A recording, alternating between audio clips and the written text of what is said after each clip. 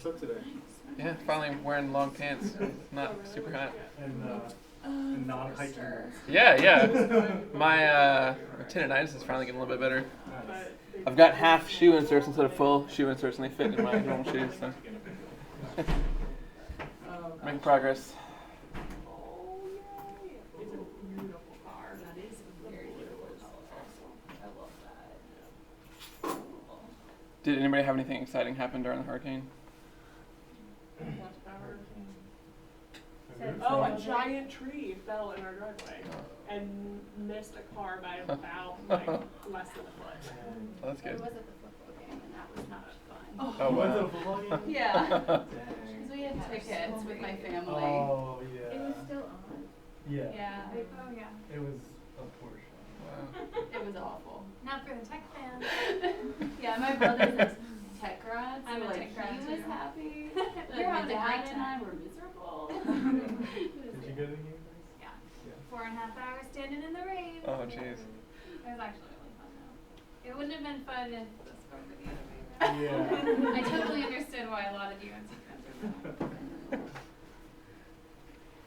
It didn't let up until like I was walking home from the game either, so Yeah. pretty intense. I had a friend fly in for a job interview at RTI from Florida, so he came on like Thursday and was here. Like he just left. All of the hurricane. Yeah, he just couldn't get home. I'll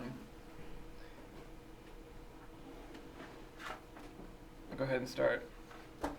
Today we're going to talk about apply, which is my favorite way to make life easier with data management. A lot of the apply stuff has alternatives in dplyr, so if you like that approach better, some of this will be review, but there are some problems that you can solve using apply, especially when you get to complex data types like spatial data that are a huge pain to do with other approaches. So that's largely why I'm talking about it today, and also because you never have to use loops again in R. You can use apply to make your life easier too. Just one logistics point. I think the homework was moved back to Wednesday. Yeah, today. Forget what day it is. So, feel free to ask me after class if you have questions still, but hopefully everything's clarified. Oh, by the way, the answer keys for the first two homeworks are on Sakai and also on GitHub. And I'll post your lecture homework 2 today. Most everyone did a good job. I just had a couple comments that I want to put together, but so yeah, let me know if you're still confused about that. So again, apply. Why do we want to learn apply? You've been learning a lot about abstraction in R. So we started using square brackets and doing everything manually on the data set. If you're used to SAS or used to kind of going through it, pretending like you're a SAS and trying to figure out, okay, if I'm a computer, how am I going to solve this problem? I got to go through each thing. It's kind of like explaining to like a young kid or something how to tie your shoes. Left over right, and then pull it under, and then do the thing right. But what you want to do is just tell the kid to tie their shoes and have them do it. So that's sort of abstraction. And a benefit of this is, number one, it's easier, but number two, it helps you think about problems because you can express things closer to how you think about them. It can help you solve problems. So you've seen a couple examples. Objects themselves are a method of abstraction. So a data frame, is very similar to SAS's format of abstraction, but we have other types of objects like model results and table objects that you may have played with that allow you to, think about things more abstractly. You don't have to worry about, what does the table look like? You can just feed the table into, for example, a histogram function and or a bar plot function and it'll plot it for you. Or you can use the prop table function to find the percents by row or by column. You've also seen functions handling multiple object types. So you can use plot on a table, or you can use plot on a data set, or you can use plot on a model. So this is another type of functional abstraction. So you think about verbs and nouns, and depending on what noun is, something different happens. R will interpret and call the correct function. You've also seen packages that use abstraction, so plyr or dplyr. has different functions and piping that you can think about things at a higher level. And ggplot, which I missed, but I'll make sure later. It's kind of more abstract because you're adding together things and you have aesthetics that you're setting up. So apply is broadly good for abstracting things, but I think about it as a way of looping. It's a generalized form of a loop. And the way that I often use it in practice is when I'm forcing different things together in R, I want them to work together, but they don't quite have the right types or something. Well, you can use the apply family of functions as a glue to force the stuff to work together. Maybe duct tape is a good example. You can kind of tape any two things together. But there's different types of applies, different, do I want to use super glue? Do I want to use duct tape? Do I want to use Gorilla Glue? And the difference is always, well, what are the materials that I'm gluing together, right? So that's actually what happens with the apply family, is that each apply member is like a different type of glue for a different type of material. I'll have a table of that in a minute. So, what is it? What does it look like? It's a family of functions. So one of them is called apply, but there's a whole host of other ones that are very similar. And they're really kind of like a loop, but they're generalized in that they're used for performing repeated operations on objects. So a loop performs repeated operations on one type of object, a list of numbers, but you can be more general. So you can say, take each part of this object and do something to it. It's important to know in R, apply approaches execute a lot faster. This, I discovered this the wrong way doing my master's research. I was doing a simulation with complicated objects. I used spatial data, which is sort of a recursive list in R. And I used a loop method that, no joke, took a month to run. I was trying to run it on my graphics card and do parallel processing, and it was a nightmare. But I realized that if I do it with an apply approach, number one, it's really easy to make it execute parallel. I don't have to know anything. I just use the parallel version, and it splits up the task between my different processors on my computer or on the campus computing cluster. And also, there's a lot of overhead that you need for a loop that isn't necessary for apply. I can tell you more about that later, but basically just know that apply is a lot faster if you're doing something complicated or working with big data. Each apply function basically has three parts, which is kind of what you would think about in the abstract. You have to feed it, what's the object I want to do something to? So this could be a data frame or a vector or a model or a map or something. And then you're going to tell it, okay, how do I approach this object? How do I determine the different parts of it? So with very simple objects, there's no really instruction. It's always obvious, right? So if I have a list of things, like 1, 2, 3, 4, 5, well, I'm just going to go through each element, right? That's obvious. But if I have a data set, how do I approach the object? Let's say I tell R to square every part of the data set. Well, do I want to square, or let's say I want to have it add up each something, right? Well, do I want to add up each row? Do I want to add up each column? Or maybe if I had a square function, I can make it square each cell. Or I can have it add each row and then square it. So you use the margin argument to the apply family of functions to specify, okay, how am I going to go about handling this object? How do I look at it? And then finally you have fun, which is the function, and this tells R what you want to do for each step. So you can either feed it a built-in function like mean or sum to, for example, add together a row and find the total.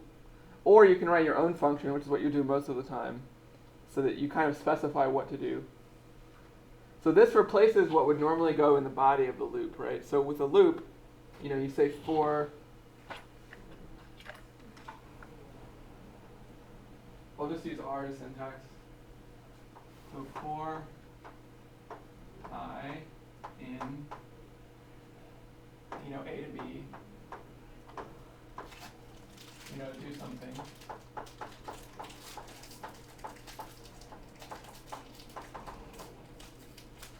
And then close it out. So if we want to look at what these parts are, X, I guess it's kind of implicit, but X would be if I had something here. So let's say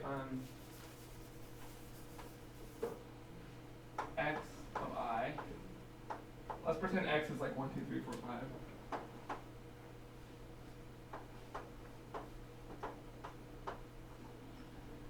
X of I is going to be replaced by X of I plus 1. So we're just going to add 1. Remember, this was really something you would solve with vector stuff. You would just say x is x plus 1, and R figures out how to do that. But if you wanted to do it with a loop, you could do something like this, and this would be 1 to 5. All right, so x here is, this is the same as the capital X. This is kind of the object that you're manipulating. The margin here is implicit, but the way that I think about it is it's really about this. It's kind of saying, okay, this I in something is kind of indicating I'm going through like a list. So this is kind of the margin. And then the function is kind of what I'm doing here. So this whole part, again, it's kind of a different way of looking at how it works, but this whole thing is kind of like the function. So it's a little bit of a different approach, but the same elements are still there. We'll practice this today, so it'll be less mysterious. So I talked about how apply is a family of functions. Here's some of the examples. The ones in bold are the ones that you use all the time. I use these very often. So there's apply and sapply. Those are the most common. So I've also indicated sort of what goes into and what comes out of each of these functions. So I talked about how it's like duct tape versus Gorilla Glue here. So if I want to work with a matrix, here's my input object, this is x. If I want to work with a matrix, I want to use apply. If I want to work with a list, which is basically a vector, but it can have different parts of different types, I want to use sapply. And when I use these functions, I can either, apply will spit out a matrix or a vector, and sapply can spit out a vector. So these are the two simple ones that you'll use often. For more general cases, you can use, just to briefly mention them, lapply will take up lists and spit out lists. This is a little bit more flexible than sapply and apply. You can basically do everything with lapply, and actually a lot of these other functions really use lapply to do the heavy lifting but kind of format stuff for you. So lapply is a good go-to if you're really stuck and can't solve a problem. You can solve it with lapply. vapply is used for optimizing stuff. It's very fast. It's fast because you tell the computer what to expect exactly. So I could say, okay, you want to expect an integer of 15, that's a stupid number, but 8 bits, right? Or a float, which is a type of number that has a decimal point. Computers store decimal point numbers based on how precise you want it. So you could tell it, okay, well, I really only want, or this could be a true-false value, and then R will be extremely fast because it says, okay, well, I only need to return 1 bit, so I don't have to set up much memory to do this calculation. I could have, if it was spitting out true-false, I could have some sort of computing cluster of calculators glued together, and it would probably solve it. Didn't need much memory. The ones in gray here are just for your informational purposes. You can look these up, but these are how you solve. They're really rare, but if you have a really difficult problem, they can solve it really easily. For example, my master's paper could have been solved with rapply if I discovered it, but instead I had a terrible nested lapplies that were very confusing to debug. But you can look up those if you're interested. I won't talk about them much today. A good place to start with learning about the apply functions is sapply. This is very similar to a loop, and remember it takes in a vector and spits out, or it takes in a list or a vector and spits out a vector. So this is really the same as a normal for loop that you would use. So here I've got an example in red of a for loop. So I make x, it's 100, 1 to 100, just a vector. And then I say for each element of x, for I in 1 to length x is replaced by x squared. So you'll notice that I have to do a lot of specific specifying things for R. How long is the object I'm iterating through? Well, okay, go from 1 to the end of the object, right? But wouldn't it be great if R could figure that out for you? You wouldn't have to type it out each time. And if you changed your code, you wouldn't have to double check to make sure that it works correctly. And then if you'll notice in the function, you have to specifically reference x, repeatedly. If I wanted to do more stuff to x, or if I cared about, actually this should be x of I. I even messed up in this example because I want to deal with only the ith element of x, much like I had x of I in that code. So here's 2 approaches to using an apply function to solve the problem. Now these, there's not much benefit because this is a simple problem, but hopefully you can see the general approach. So So the way that apply works here, sapply doesn't need a margin because it's already, it's obvious. There's only one index. That's why it's a good place to start. So the only thing sapply needs is what's the object I'm dealing with, and then what do I do to it, to each part of it. So here I'm making x just like I did before, and then I'm going to write my own function to do what I want to happen to each element, right? So I'm going to make a function called square. Square is a function of x. This is how you specify what goes into it. So it has one argument called x. And then what square does is it says it takes x and it squares it. And then because this is the last thing that was executed, it just returns this as the value. So I could run square of... now, once I've defined the square function, I could write square of 4 would just give me 16. I can use this normally as I would any other function. Right? I've just made a user-defined function. So now that I have square, it's really easy to use sapply. So I tell sapply, okay, take x and then apply this function to each part of it. Because it is a list or a vector, there's really only one way to approach it, so I don't have to specify the margin here. Another way to use apply, which I see in example code, but I don't usually do this because I personally find it confusing, and I think this is, while longer, more clear, is you can use inline function definitions. So in the place where I want to put in the function, I can just write function of I, and then I write the definition of the function. If it's just a one-line thing, you can just put it in directly there. So these two do the same thing. This one's more compact and uses the inline function definition, which personally I find confusing, but if sometimes this can be helpful if it's something simple. I probably would do this if I was using the square thing. It's a lot easier. So we'll play around with some examples in a minute, but just see that you're putting in the object and you're putting in what to do to it. If it's not something R already does, you have to define what to do.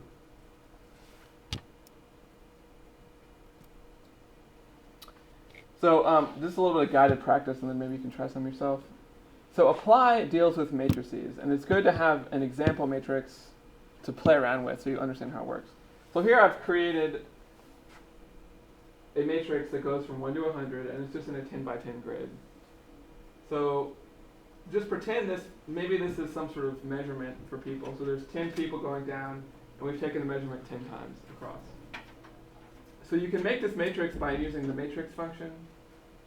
So I can say, okay, matrix, take the numbers 1 to 100 and put them in a matrix with 10 rows, right? By default, it goes down first, but you can make it go across too with arguments. So this is what we'll play with to practice with apply. So if I say, I'm just going to call this m, 1 to 100, in rows, the number of rows equals 10. And then if I want to, see if by row, nope. Anyways, I'll just leave it the way it is. There's some argument that sets whether it goes by rows or by columns. Okay, that's not, it doesn't exist. All right. So now if we look at m over here, we can see, it's a little bit messed up because of my display, but you can see that it's the same matrix.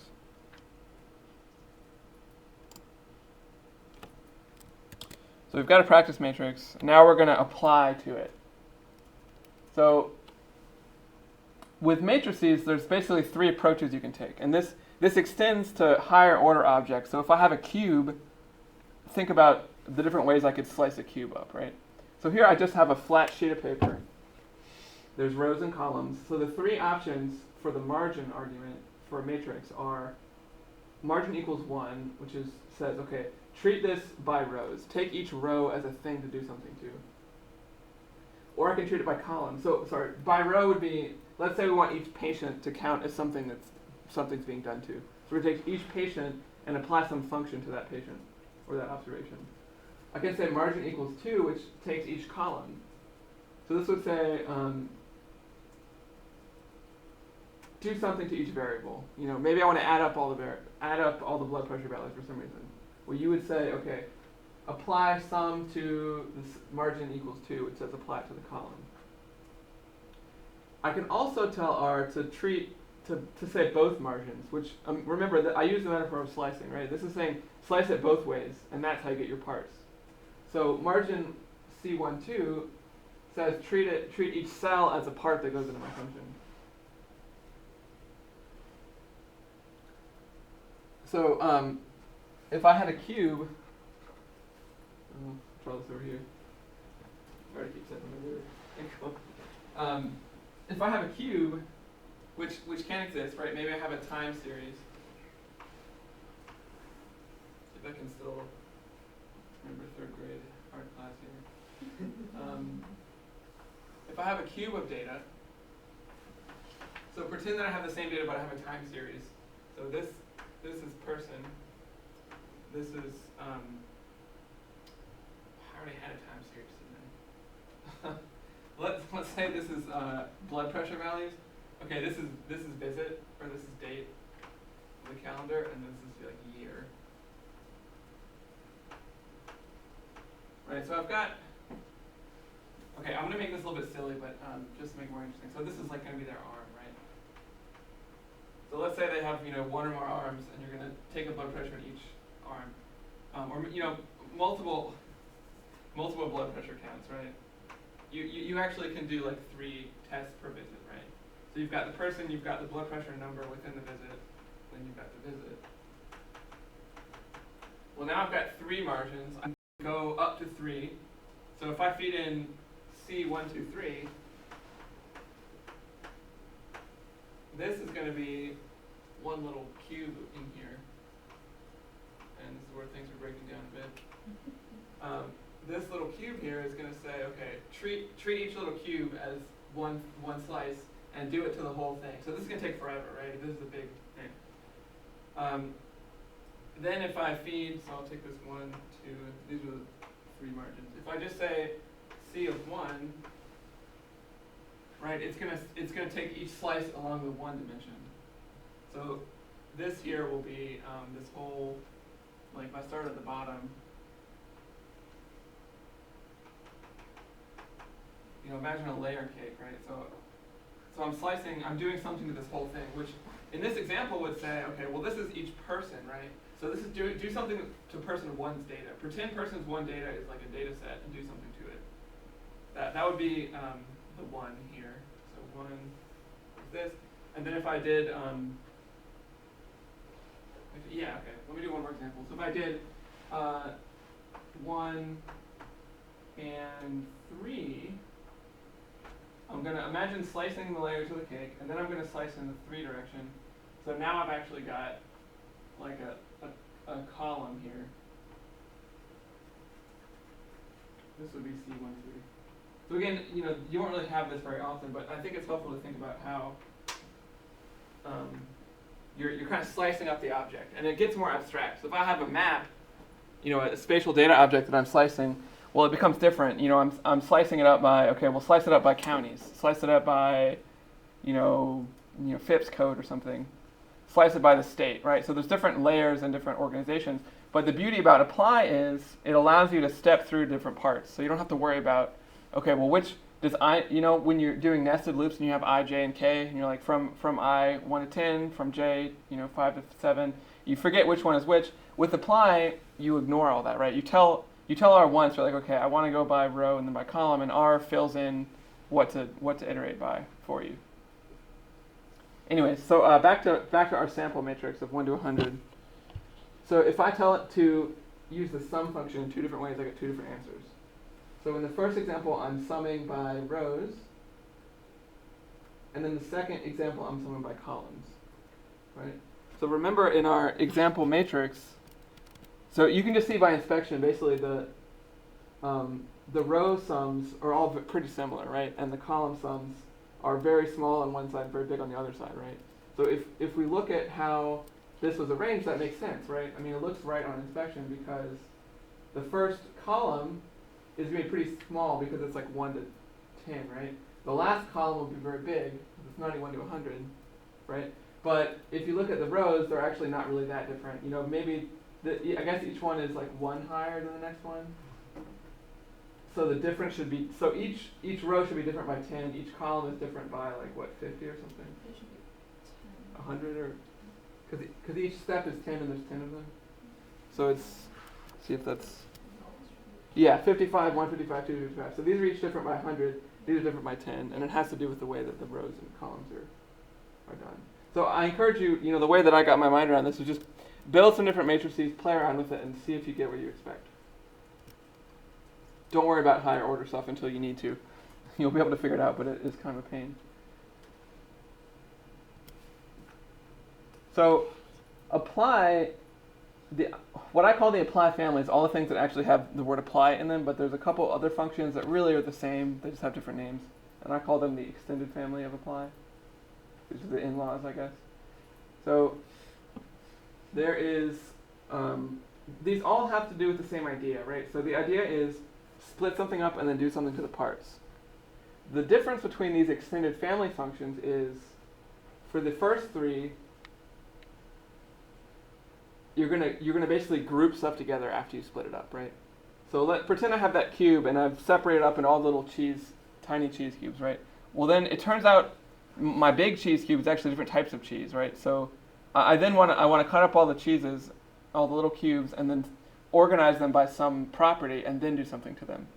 This could also be like, let's say maybe when I cut up the cheese block, you know, some of them are like crumble into dust, right? Well, I'll put all the dust in a pile, and then I'll take the other things that are like really well cut and put them together. So the idea is you're using another attribute to reorganize stuff after you cut it up. So the aggregate function does exactly this. So it says, take something, split it up, and then put it back together based on a grouping factor, and then apply a function. So if I want to find the mean age by a treatment group, aggregate does this really simply. The by function is kind of a more generalized form of aggregate. It allows you to apply a function to a data frame that's split up by a grouping factor. Maybe I can do some examples of why you would use these, but aggregate almost always works. Map is even more general. It allows you to apply a function across multiple variables. So if I want to take the average of 3 different blood pressure values, I can put in, instead of putting in one object, I put in multiple objects, and R will say, okay, well, they've given me 3 blood pressure values. I guess I want to add together the first element of each one, add together the second element of each one, and so on. So if you want to get the average of the first blood pressure reading for each person, you could use map. And then replicate is different because it doesn't have an input x. Like there's no x. You're not doing anything. But instead, x is kind of like a placeholder or a dummy, and you're just doing some function that's independent of x. So maybe I'm doing a simulation. If I'm doing a simulation with 1,000 draws, maybe x, the input function, is just 1 to 1,000 or something. Like it's just a placeholder. A replicate is really simple, really similar to a loop. But it's useful when the output is not deterministic. So if I have a simulation or I'm doing a distribution, you can use replicate to basically have a custom function and then draw it a bunch of times. And you'll get a different result each time.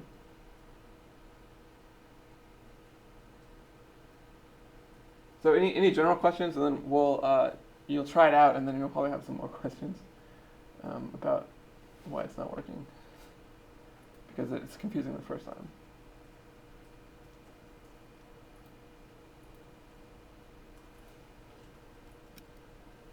All right, so we're going to practice using apply and aggregate.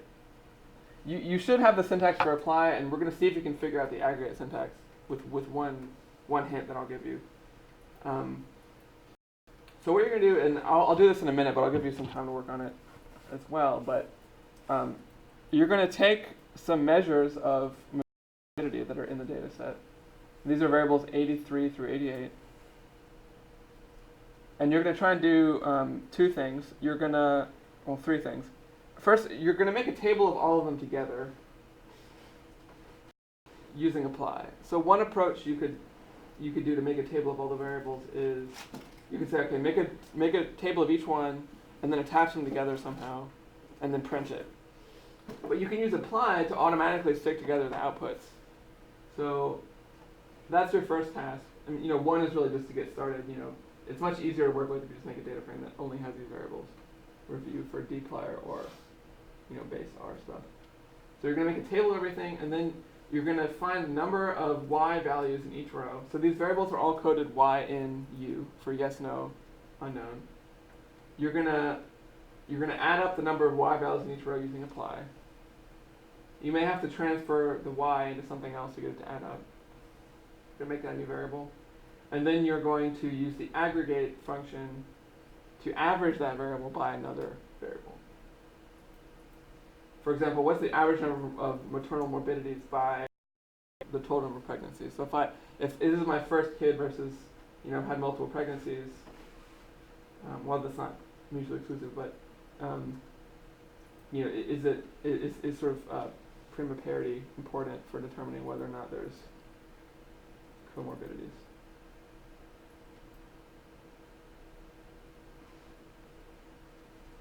So I'm gonna do 1, and then I'll see if people can figure out 2, just so that you're not stuck on the review part. So I want variables 88 through 83. So this is actually pretty easy to do in base R. The only thing I've done in my script so far is import births from my local copy that I made in my downloads folder. But you could also do this from. I mean, you've done this 100 times. All right, so I'm going to subset to variables 83 through 88 just to give me something easier to work with. So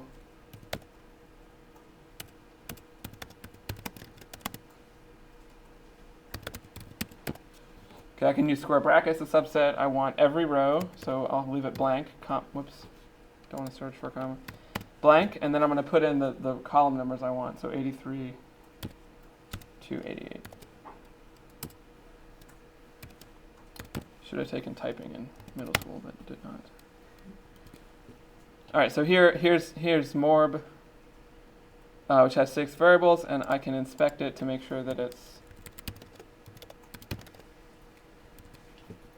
looks like what I want. Okay, so it's basically it's a bunch of yes, no, unknown values, but this looks pretty good so far. So let me put up the questions again. So the first thing we got to do is, how would I make a table of all the variables using apply? I'll give you a few minutes and then see if somebody can come up here and type it in based on what we've seen.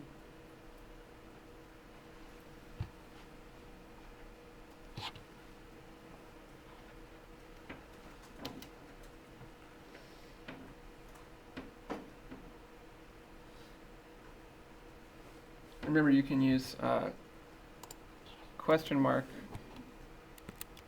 apply will bring you the very confusing help page. Apply functions over array margins, but you can see here's the arguments I was talking about.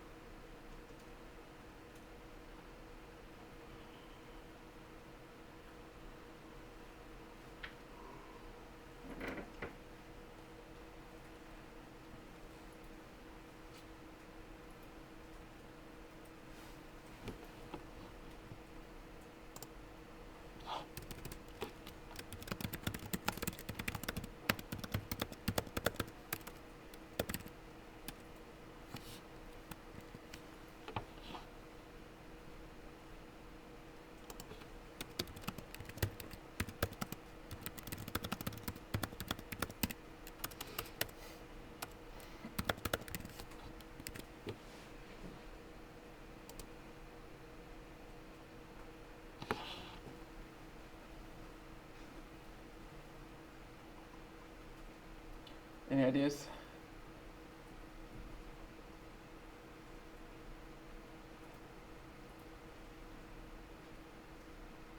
So we know from the question that we start with apply, right? All right. What's the next? What comes next? The object. Yeah. So we put in morb. Good. And then what's our next argument? This one is the tricky one. Margins. Right. So what margin do I want to use here? So remember, I want to add it up for each mother.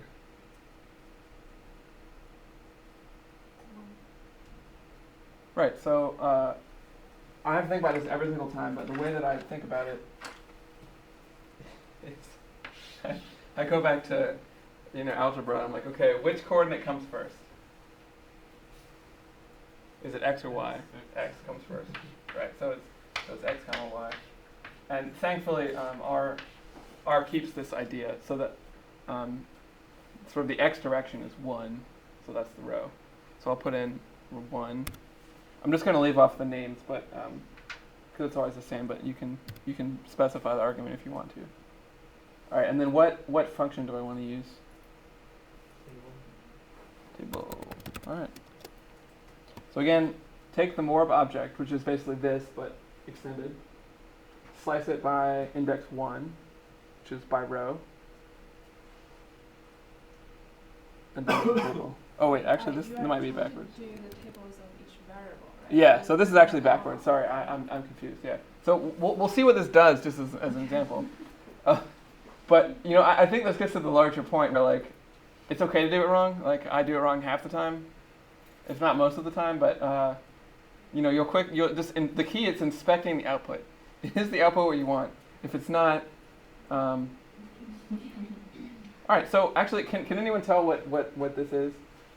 So I'll give you a hint. This is indicating we're a list. So a list is just like a vector, except it can have the elements of it can be anything. So I can have a character here, a number there, a map in slot 3. It's just like a mix of stuff, right?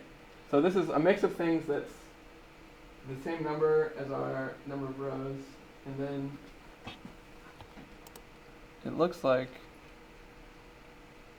well, I said I'd ask you, but I'll just tell you because it's very simple. But it's made a table of each mother, right? And they're all very similar because most people have no outcomes. So it's split it up by rows. Each mother is its own thing, or her own thing. Then we're gonna apply the table, and then we're gonna glue it back together. So this is kind of not really that helpful. But if I change the index to 2, okay, this is a little bit closer to what we want.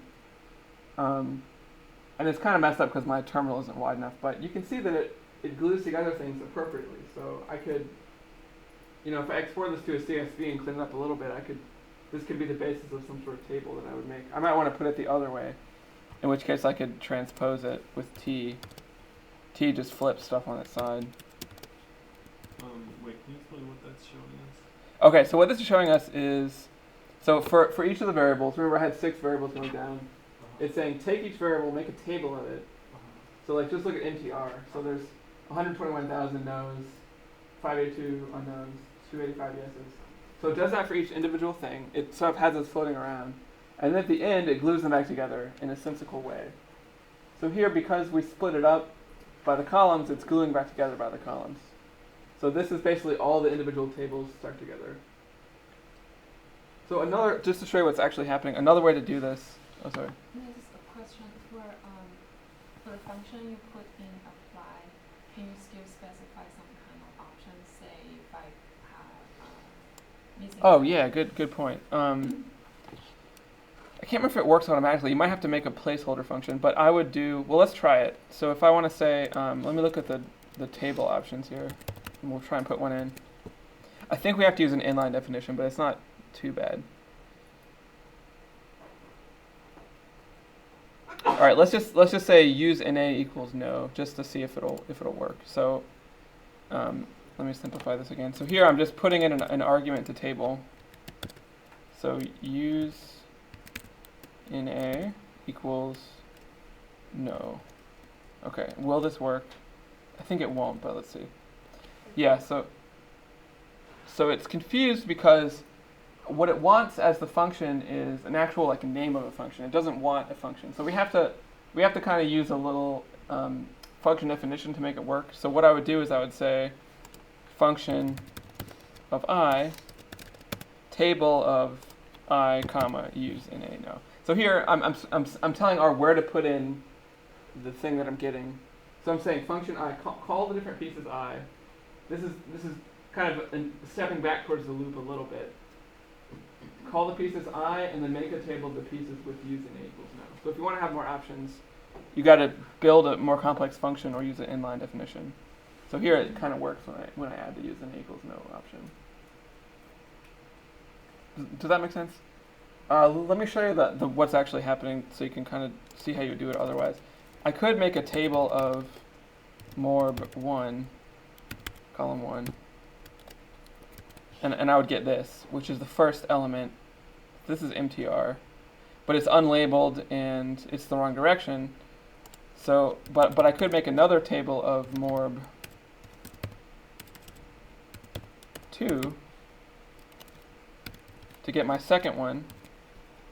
Then if I wanted to, I could like glue them together myself. So to do that, I could use row bind, which says attach these things as if they were rows in a larger data set. So I could do r bind table and table.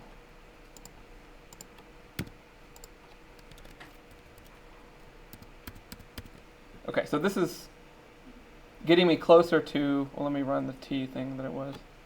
This is starting to construct what the apply function is doing for us here. Whoops.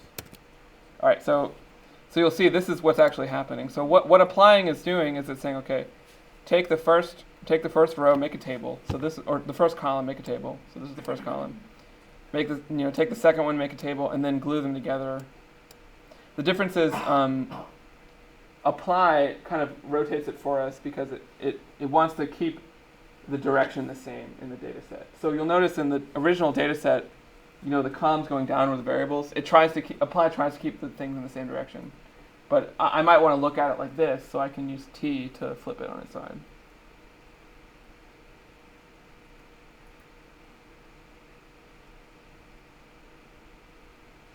All right, so let's see if can anyone figure out. I'll give you a minute to work on the second one, which is find the number of y values in each row using apply. That's from the original morb data set. Although you actually could take this table object if you wanted to. Oh no, you couldn't. Never mind. You could find the total number in the whole data set, but you couldn't find it per person. So I'll give you a minute, and then we're almost out of time. So I'll just sort of show you the rest once we get that figured out.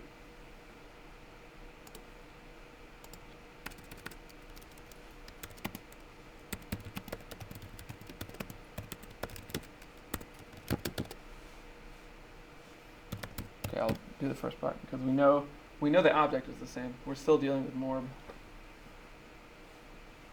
So what's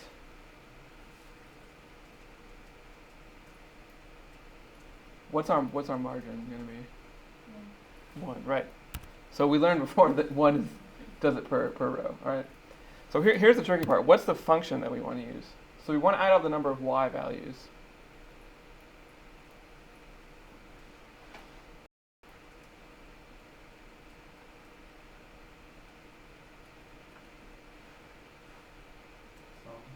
Yeah, sum.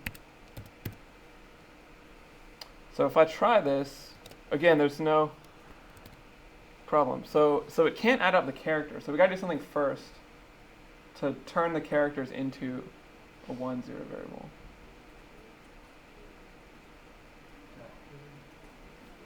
Let's see. So factor will turn a number into it. So factor goes the other way, but there is an intermediate thing we can use to get to a number.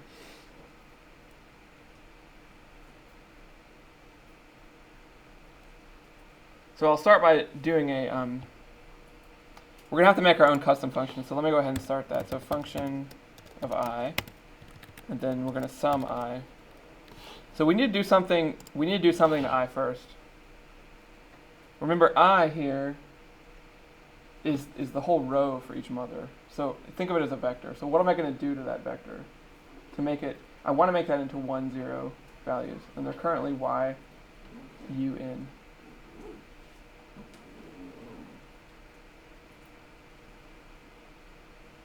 So one easy approach here is I can say, okay, is the row equal to yes?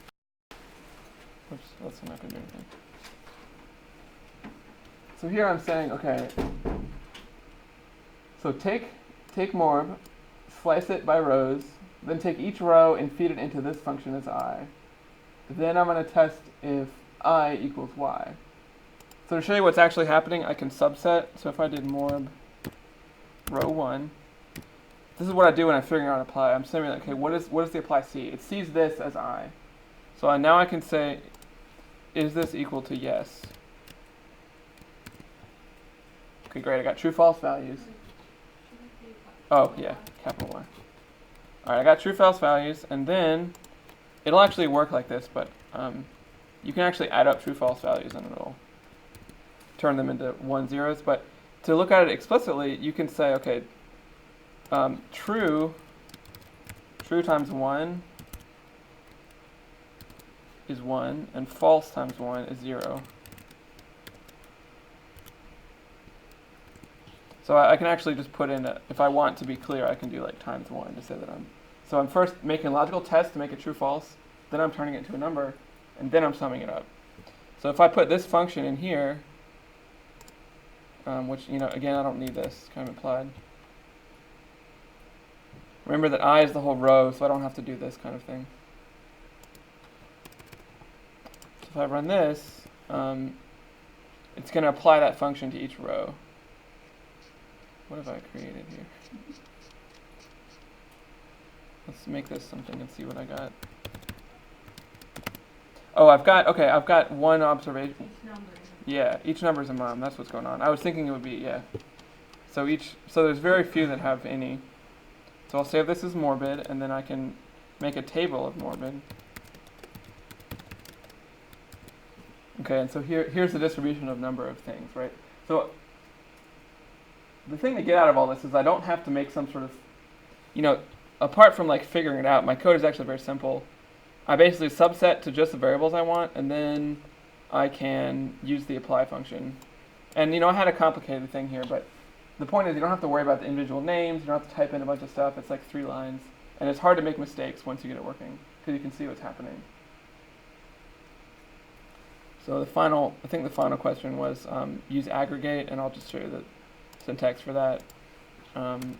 So I could aggregate. So remember, it's the same. See, it has that x is the same thing. So the first thing is, what thing I'm aggregating? I'm going to aggregate morbid, which is one thing for each mother. Then I'm going to tell it the by, which is the grouping factor. I'm going to say birth $tot preg.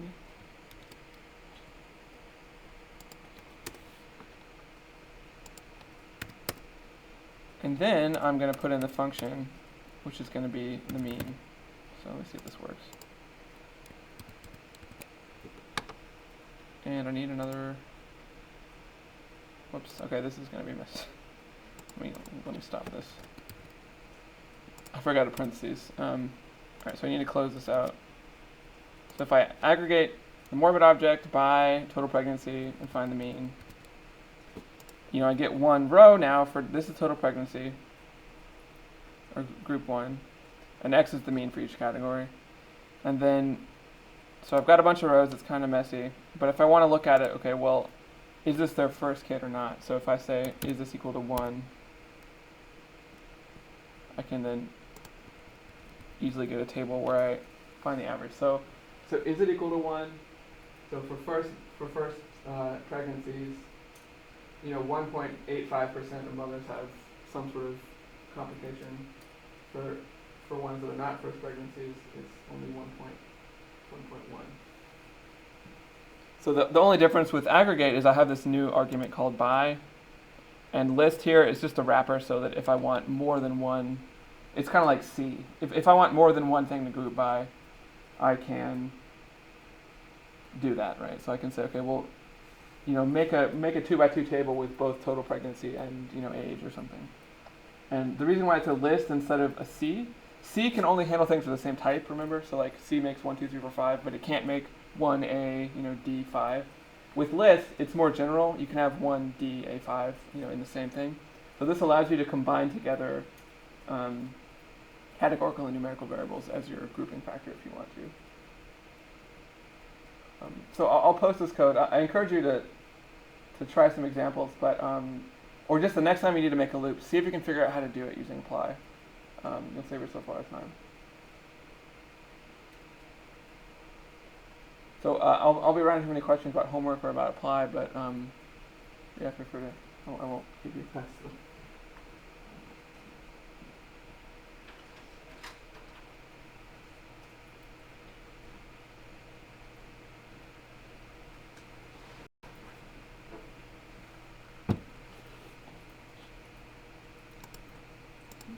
Yeah. So even though birth, because that's the normal data set, right? Mm-hmm.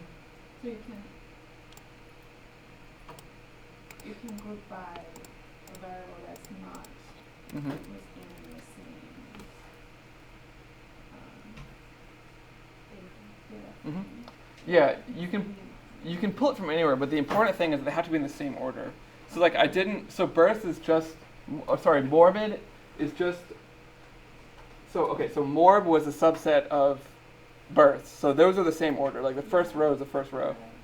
Morbid is then the same order as morb, because it's basically the rows are the same. So because the rows are the same, I can reference a different data set. If the rows were different or if I sorted it, then I wouldn't want to do that. But I always try to make sure that things are in the same order.